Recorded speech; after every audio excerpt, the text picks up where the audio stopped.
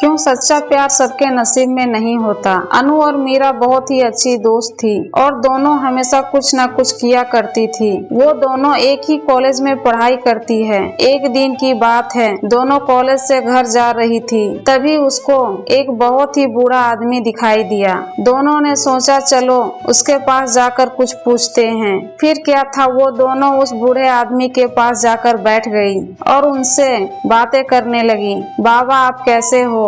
उस बूढ़े आदमी ने बोला, बेटा मैं तो ठीक हूँ, आप लोग कैसे हो?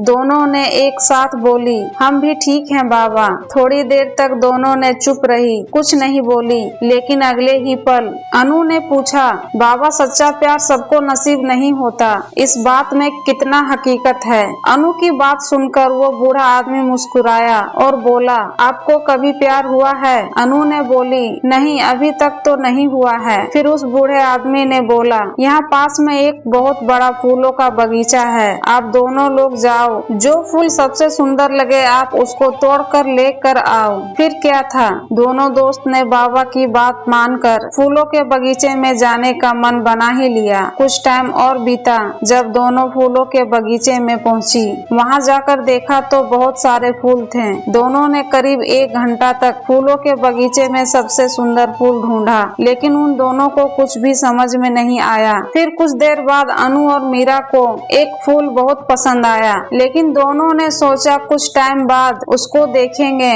थोड़ा और टाइम कुछ और फूल देख लूं, हो सकता है इससे भी ज्यादा सुंदर फूल मिल जाए। दोनों आगे बढ़ गए, लेकिन उन दोनों को कोई भी फूल पसंद नहीं आया। फिर थोड़े ही टाइम बाद दोनों ने सोचा चलो उसी फूल को तोड़कर बाबा के पास चलते हैं। लेकिन जब दोनों वापस आई तो देखा कि वह फूल कोई और तोड़ लिया था। दोनों दोस्त बहुत ही निराश होकर उस बूढ़े आदमी के पास गई और बोली, बाबा हम दोनों को बहुत लंबे टाइम के बाद एक फूल पसंद आया, लेकिन उसको कोई और तोड़ ले गया था। उसकी बात सुनकर वो बूढ़ा आदमी हंसने लगा और बोला, बेटा यही प्यार का हकीकत है, जो सामने होता है उसकी कदर नहीं होती, और जब हम उसे खो देते हैं और उसे पाने के लिए वापस आते हैं तो वो भी नहीं मिलता है। इसलिए सच्चा प्यार बहुत लोगों के नसीब में नहीं होता है। दोस्तों इस दिल छू लेने वाली कहानी से हम लोगों को यही सीख मिलता है कि जो पास है उसकी कदर करना सीखो,